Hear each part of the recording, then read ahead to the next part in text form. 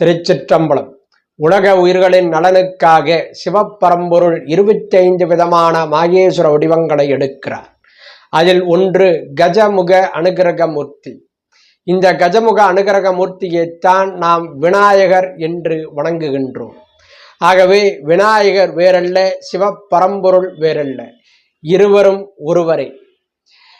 விநாயகன் என்ற ஒரு சொல்லுக்கு நிலையான தலைவன் என்று அர்த்தம். உதாரணத்திற்கு ஜெயலட்சுமி என்று சொல்லுகிறோம்.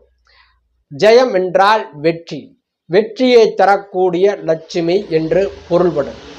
அதே சமயத்திலே விஜயலட்சுமி என்றும் நாம் அழைக்கிறோம். வி என்றால் நிலையான என்று பொருள்படும். ஆகவே நிலையான வெற்றியை தரக்கூடிய லட்சுமி விஜயலட்சுமி. அதே போலத்தான் நாயகன் என்றால் தலைவன், வி நாயகன் என்றால் நிலையான தலைவன் என்று பொருள். இந்த விநாயகனுடைய புகழை சொல்லக்கூடிய நூல்கள் தமிழிலே ஏராளமாக இருந்தாலும் இது அனைத்திற்கும் நாயகனாக விளங்கக்கூடிய ஒரு நூல் அவ்வை பிராட்டியருடைய விநாயகர் அகவல். இதுதான் சைவ சமயத்துடைய ஒட்டுமொத்த தத்துவ தாத்பரியங்களையும் சுருக்கமாக 72 வரிகளிலே அருளி செய்யப்பட்ட ஒரு நூல்.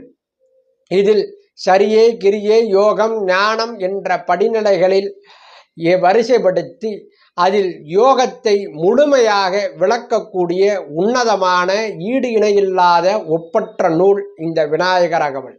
இந்த விநாயகர் அகவலை அனுதினமும் பாராயணம் செய்து வந்தால் கட்டாயம் நமக்கு யோகம் சித்திக்கும் என்பதிலே எந்த விதமான ஐயப்பாடும் தேவையில்லை.